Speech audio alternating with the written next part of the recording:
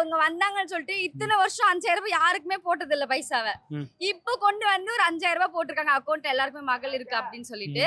அது ஏன் போடணும்? உங்க மேல நியாயம் இருக்குன்னா அது போட வேண்டிய அவசியமே கிடையாதுல்ல. ஆனா அது ஒண்ணு போட்டிருக்காங்க. இது அப்படி பாக்குறப்ப அவங்க தானே இப்போ வந்து நம்மள எல்லாரும் அட்டென்ஷன் அவங்க குடுக்குறாங்க. இது ரொம்ப தப்பா இருக்கு. யாருக்கா இருந்தாலும் விஜயகாந்த் போன பிறகு நம்ம எல்லாருமே ஃபீல் பண்ணோம். அவரை எப்படியாவது ஜெயிக்க வச்சிருந்திருக்கலாம் அப்படின்னு சொல்லிட்டு.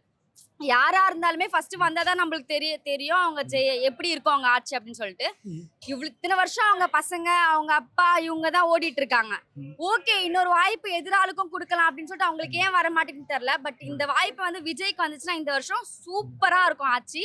அதுல எந்த ஒரு மாற்றமே கிடையாது. இந்த வீடியோ லீக் ஆனதுக்கு பின்னால ஏன்னா பொலிட்டிக்கல் சைடுல இருந்து லீக் ஆயிருக்குமா இல்ல சென்சார் போர்ட்ஸ் இருந்து லீக் ஆயிருக்குன்னு நினைக்கிறீங்களா? பொலிட்டிஷியன் தான் பண்ணுவாங்க, வேற யார் பண்ண போறாது?